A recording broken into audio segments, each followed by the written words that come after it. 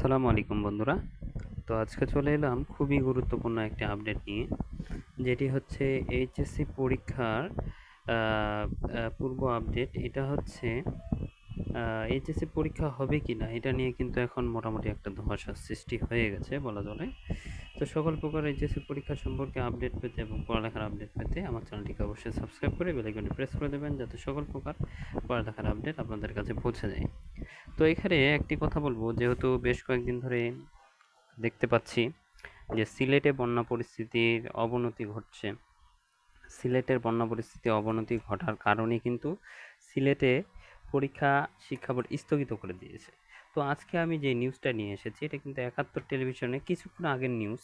তো তারা নিউজ করেছে, এটা কিন্তু অবশ্য সত্যি যে সিলেটের বন্যা পরিস্থিতি উন্নতি হলেও কিন্তু দেশের উত্তরাঞ্চলের বন্যা পরিস্থিতি কিন্তু অবনতি ঘটতে পারে বা ঘটছে। এটা কিন্তু কুড়িগ্রাম, তারপরে নেত্রকোনা এবং সিরাজগঞ্জের যে নদী উপকূল তীরবর্তী অঞ্চলগুলো রয়েছে সেগুলো কিন্তু প্লাবিত হয়ে গেছে।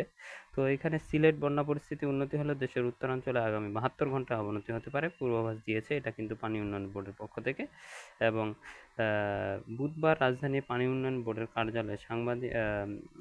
কার্যালয়ে সাংবাদিকদের এ তথ্য জানান পূর্বাভাস কেন্দ্রের নির্বাহী প্রকৌশলী উদয় রায়হান। তিনি জানান যে ব্রহ্মপুত্র নদের পানি হ্রাস পেলেও বৃদ্ধি পাচ্ছে যমুনার পানি। আর তিনি আগামী ৩ দিন পর্যন্ত বাড়তে থাকবে, যার ফলে সিলেটের বন্যা পরিস্থিতি ধীরে ধীরে স্বাভাবিক হয়ে আসতে থাকলেও দেশের উত্তরাঞ্চলে যে কোনো সময় বড় আকারে বন্যা দেখা দিতে পারে। তো বর্তমানে ৪টি প্রধান নদীর মধ্যে ৬টি পয়েন্টে বিপদসীমার উপরে প্রবাহিত হচ্ছে। উজানে বৃষ্টিপাত কিছু কম থাকায় নদীর পানি কমে আসছে, উত্তরাঞ্চলে বৃষ্টিপাত বৃদ্ধি পেতে পারে। তিনি জানান সিলেটের সুরমা ও কুশিয়ারি এই তিনটি সিলেটের সুরমা ও কুশিয়ারি ৩টি পয়েন্টে এখনও পানি বিপদসীমার উপরে থাকলে বৃষ্টিপাত কমে আসার পরিস্থিতির ৩ দিনের মধ্যে কিন্তু স্বাভাবিক হয়ে যেতে পারে। ২৫ তারিখ পর্যন্ত উত্তরাঞ্চলে পানি কম থাকবে। ২৭-২৮ তারিখে বৃষ্টি হতে পারে এবং এখানে নাব্যতা সংকট থাকায় নদী আকস্মিক বন্যা কিন্তু যে কোনো সময় হতে পারে।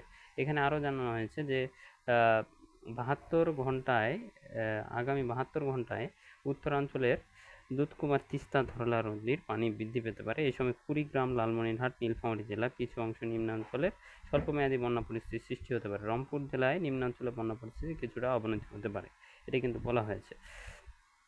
তাহলে এখানে আরেকটা বিষয় বলা হয়েছে, বিগত কয়েকদিনের বৃষ্টি এবং উজান থেকে নেমে আসা পাহাড়ি ঢলে রংপুরের কাউনিয়া পয়েন্টে তিস্তা নদীর পানি কিন্তু বিপদসীমার ১৫ সেন্টিমিটার উপর দিয়ে প্রবাহিত হয়েছে। এদিকে গাইবান্ধা সুন্দরগঞ্জ পয়েন্টে বিপদসীমা ছুঁই ছুঁই করছে।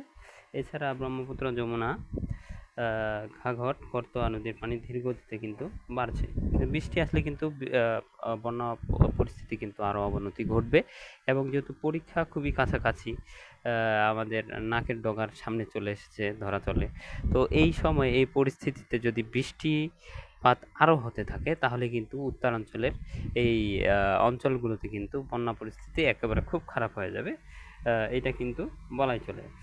তো গাইবান্ধা বোর্ডের সর্বশেষ তথ্য অনুযায়ী শনিবার ৯টায় কাউনিয়া পয়েন্টে তিস্তা নদীর পানি বিপদসীমার ১৫ সেন্টিমিটার উপর দিয়ে প্রবাহিত হচ্ছে। এটা কিন্তু শনিবার সকাল ৯টার নিউজ। তো এখন যদি বৃষ্টিপাত আরও হয় তাহলে কিন্তু অবস্থা আরও খারাপ হয়ে যেতে পারে। তাই একটা কথা আমি বলেছিলাম যে যেহেতু বন্যা পরিস্থিতির এইরকম অবনতির কারণে গত বছরে পরীক্ষার আগের দিন পর্যন্ত শিক্ষা বোর্ড কিন্তু আপডেট দিয়েছিল, সারা দেশে পরীক্ষা স্থগিত করেছিল। তো এবারও কিন্তু হতে পারে শিক্ষা বোর্ড যদি আহ, এই আবহাওয়া অধিদপ্তর এবং পানি উন্নয়ন বোর্ডের সাথে ভালো করে যোগাযোগ করে এবং কোনো একটা সিদ্ধান্ত তারা দিতে পারে, এবং এই সিদ্ধান্ত আসতে সময় লাগবে। সিদ্ধান্ত আসতে যত সময় লাগবে, যারা পরীক্ষার প্রিপারেশন নিচ্ছে তাদের জন্য কিন্তু এই অঞ্চলগুলোতে খুবই কষ্টকর হয়ে যায়। তাদের বন্যা পরিস্থিতি খারাপ হওয়ার কারণে তারা কিন্তু ভালোভাবে পরীক্ষার প্রিপারেশন নিতে পারছে না।